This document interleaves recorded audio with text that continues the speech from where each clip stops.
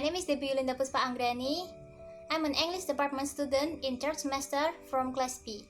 In this video, I will do some review about assignment 1 until assignment 5.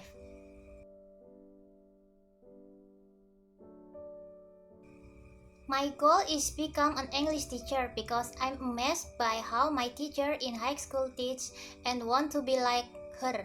I will make sure that my student will love English even more.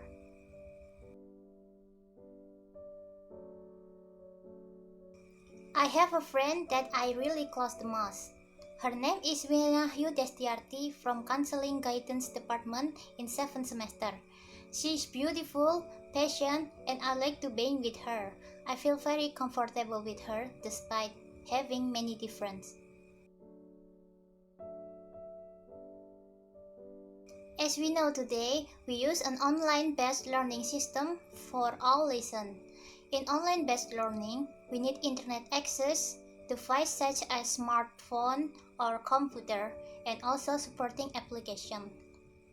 It makes it easier for us to receive lessons even though we don't meet face-to-face or don't go to school. But after all, the online learning system is still difficult to understand. What about people who are not familiar with technology? Of course, this will be very confusing and burdensome for the participant. However, online learning makes it easier for us to do our assignment. We can find the answer in the browser. Even so, with this, it makes us continue to rely on this convenience.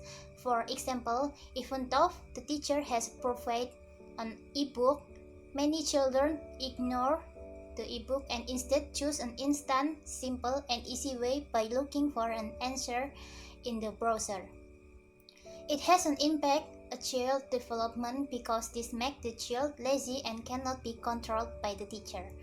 Director of Prevention and Control of Mental Health and Drug Problems and the Ministry of Health of the Republic of Indonesia, Dr. Firdiansyah said, as many as 32% of students did not have access to learning process at home during the social distancing period due to COVID-19. Then, as many as 30% of children have difficulty understand the lesson itself. Even 27% of children do not understand teacher instruction based on the online learning process. In addition, the application of social distancing during this pandemic also makes children feel bored because they have to stay at home and not interact with their friends. If we continue to learn online like this, it can hamper the process of children development in learning and make children lazier, less able to understand lesson. So I think we should together find the solution to fill up the negative effect for the positive one.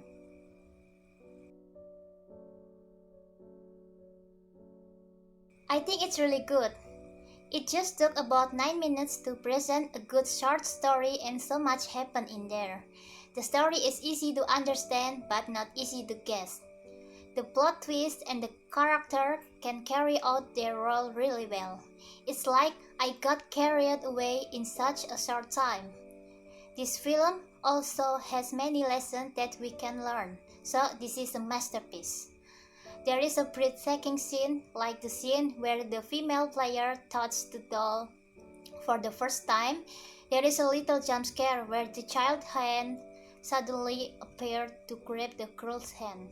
The scene where her husband touched the doll's hand and the doll turned into his son. And the last scene, the plot twist scene, where when her husband took her out of the house, the woman and her child turned into a doll. Although it's good, I think there is a little bit an ambiguity in this plot. First, it is not known what kind of child died, and the second, the man who made the doll was not fully introduced, yet he got an important role. Maybe it's because the duration, so the story can be told in more detail. But for all, it's really good story from this film. We can learn some lesson. First, like we must be able to let someone we love go because, after all, human cannot live forever. Second, we must not be careless and ignore the rules that have been set if we do not want to take the risk. And finally, before involved with the contract, we should first know what the side effect will be received. Okay, that's it. I will recommend it for you because it's really good. It didn't take too much for you to watch a film with good story. Even you can be satisfied and enjoying that film.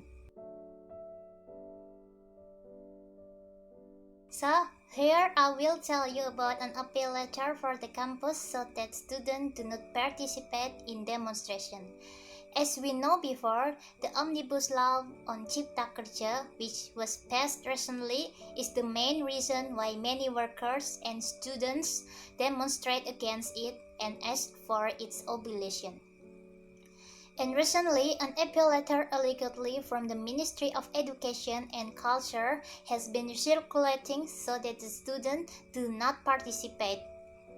The appeal letter said to students for not to participate in activities or convey aspiration that can ensure the safety and health of the students during this pandemic. I agree a little with this appeal letter because, after all, in the middle of the COVID-19 pandemic, it is true that students shouldn't participate in demonstration because the weak health protocol that were implemented during the demonstration. I think it is good to express an opinion, but as we know, not all students who participate in the demonstration know very well about the contents of the Omnibus Law and just follow along.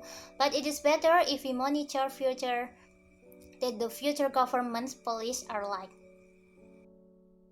Thank you very much. See you.